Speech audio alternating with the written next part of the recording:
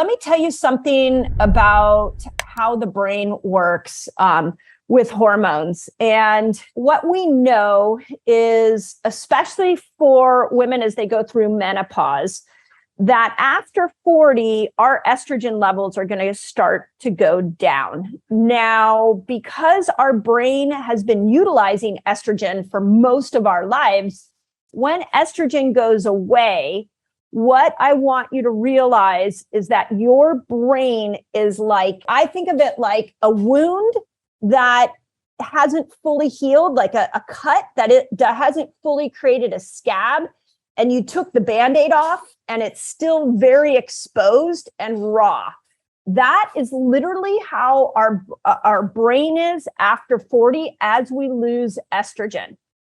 And so it takes about 10 to 15 years after 40 for the brain to recalibrate to the loss of estrogen. But all it is that we needed time to recalibrate to the loss of estrogen. And you hear it with a lot of women where they say 40s and 50s were tough, but once I got mid 50s, got into my 60s, like my brain post-menopausal started working a lot better. And the reason is it's just your brain recalibrated. Here's the thing about estrogen that's so interesting is estrogen is the precursor to serotonin. You need estrogen to make serotonin. Serotonin is the neurotransmitter that makes you feel like everything is okay, that you feel good, you feel happy and satisfied. Dopamine is the neurotransmitter that makes you motivate and makes you go get more. So when we're chasing dopamine, what should happen is, let's say you have a goal, and that goal is, let's just use losing weight. Let's say your goal is to drop 10 pounds. So you go after the goal. When you hit it, what should happen is you should have this dopamine rush, and then serotonin should come in and backfill dopamine and be like, that's amazing. You lost 10 pounds. Congratulations. And you should walk around for a couple of days, maybe a couple of weeks, being like, oh my gosh, I lost 10 pounds. I'm so excited. But when we lose estrogen, we lose serotonin. And without serotonin, we're just dopamine chasing. So we get a goal, we hit something with our health. I'm just going to keep it in the context of health. We hit, let's say, that 10-pound mark, and the brain goes, okay, well, that was good, but maybe I could lose more. Maybe I could do more. And the brain starts chasing more and more and more. We do the same thing. I mean, people do it with accumulation of stuff. I mean, how many of us have bought a new piece of clothing and been like, oh my God, I love this. And then 2 weeks later, you're like, that old thing, shit, I'm going to go buy something else. That's like dopamine chasing. When you get a really big high, you start chasing more and more dopamine. So dopamine is a bit of a liar. Like I am, the more I'm understanding dopamine, the less I'm attracted to it, because it's only there to help us motivate. And we really need to work on serotonin and backfill in serotonin so that once we achieve the goal, that serotonin lets us marinate in the excitement of that achievement. But for women over 40, if we don't have serotonin, we're literally never satisfied.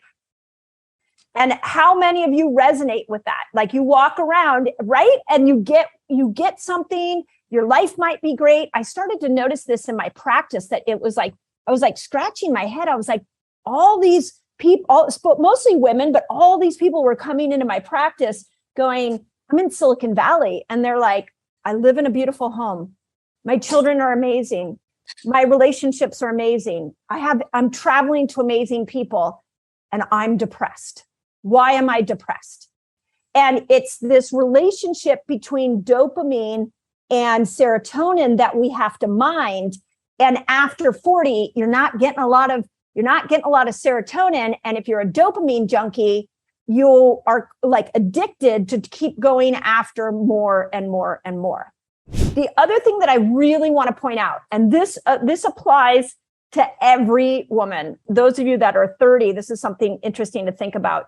The research shows that when estrogen is low, our brain is more reactive to stress. And if we have a trauma during a low estrogen time, it actually is going to hook into our amygdala in a deeper way. And we become that OCD brain that starts obsessing on old patterns and old traumas. But think about that for a moment. Estrogen is so protective of our brain that when it's low and a trauma comes in, that imprint of that trauma is going to be so much bigger on our brains than if estrogen was at its highest. So I'll give you an example. If you're a cycling woman, if you have a traumatic situation happen to you on day 3 of your cycle, when estrogen is dipped, that is going to imprint in your brain more than if it was day 12 of your cycle. So really interesting to think about, just when you have stress in your life, if you are a cycling woman and you're finding that you're not reacting to stress well enough, then I want you to think about what day of my cycle am I at? Because it could be that traumatic situation, the thing that's aggravating me actually isn't that intense. It's just that I wasn't equipped with estrogen when that thing came in. So I'm much more reactive. This is how we're driven by hormones, like literally. And if you're 50 years old or 55 or 60, and you feel like, and I'll use myself as an example, I feel like in the last couple of years, my brain got too reactive, like little things were just agitating me. And then I realized that it was because I didn't have this protection of estrogen. So you want to go into your 40s already prepared and having a good lifestyle. But if you are in in those postmenopausal years and estrogen is already naturally low and you're still finding yourself super reactive, then I want you to think about what brings serotonin up. And serotonin is brought up with the 24-hour fast. So dopamine's reset with the 48-hour fast. Serotonin is reset and brought up with the 24-hour fast because 90% of your serotonin is made in your gut. So the best way to reset serotonin is to work on your gut. And as you do that, it's not going to be over time, but as you do that and you vacillate between the 24 and 48-hour fast, you're resetting serotonin and then you're resetting dopamine and you're working with these two systems. And you'll notice that your brain reacts a lot different. Okay, check this out. I have a free fasting guide for you all. It's free. And it's going to teach you all the basics of fasting. It's going to teach you how to kill hunger when you fast, which is really cool. And it's going to show you how to break your fast, among many other things. All you got to do is click on this link right here and enjoy. What we know is that there are some key amino acids for low serotonin. And one of the biggest is 5-HTP. So if you are feeling like you're low in serotonin, a great starting place is to mega dose, go into your natural food store and grab some 5-HTP, or go to Revelation Health and grab some 5-HTP and start taking 150 to 100 milligrams a day is what is recommended. And do that on a regular basis. It takes about 4 to 6 months to bring neurotransmitters or on aminos to bring neurotransmitters up. But that's a super simple solution. The other solution I've talked about is the perfect aminos. I like that for serotonin. That's a biggie for serotonin. You can find that on Rev Health. I tell you all this to say you're not going crazy. And please tell the people around you. I think it's so important for us to have these conversations with the people around us. As women, this is what we need to say. Like, I'm sorry, what you just said to me super stressed me out. And I'm on day 7 of my cycle. I don't have as much estrogen as I'd like. So I'm just really reactive right now. So just bear with me.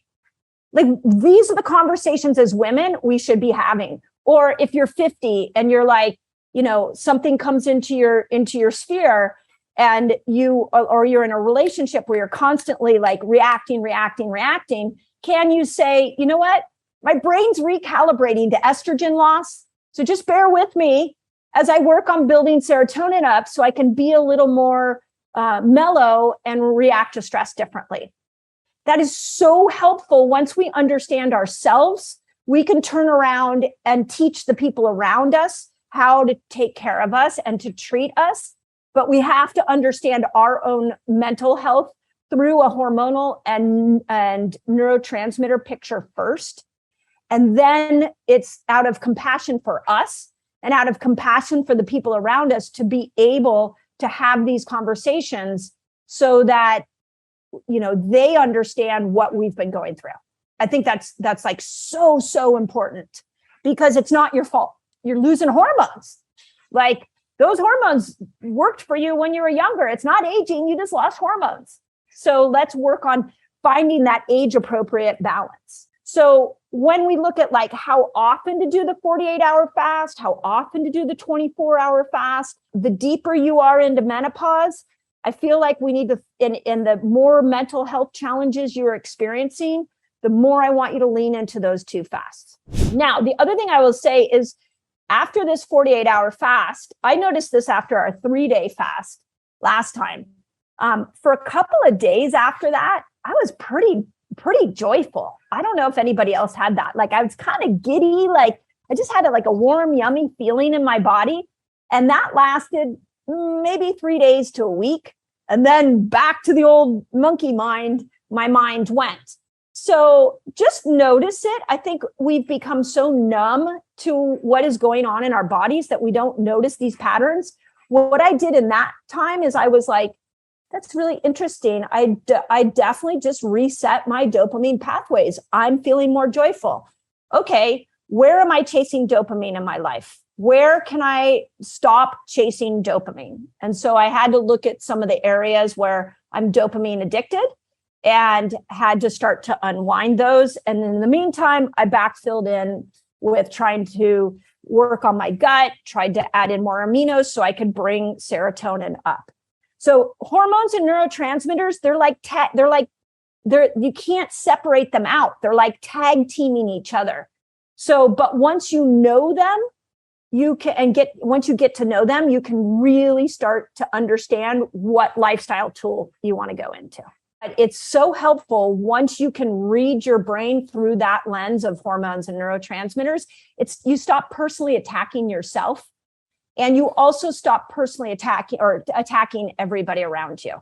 Okay, where are my gals that are struggling with hormonal imbalance? Bloated, feeling like you're not making progress with weight loss? You need to add these foods in so that you can support better hormonal health. There is a lifestyle that estrogen wants you to live, and there's a lifestyle that progesterone wants you to live.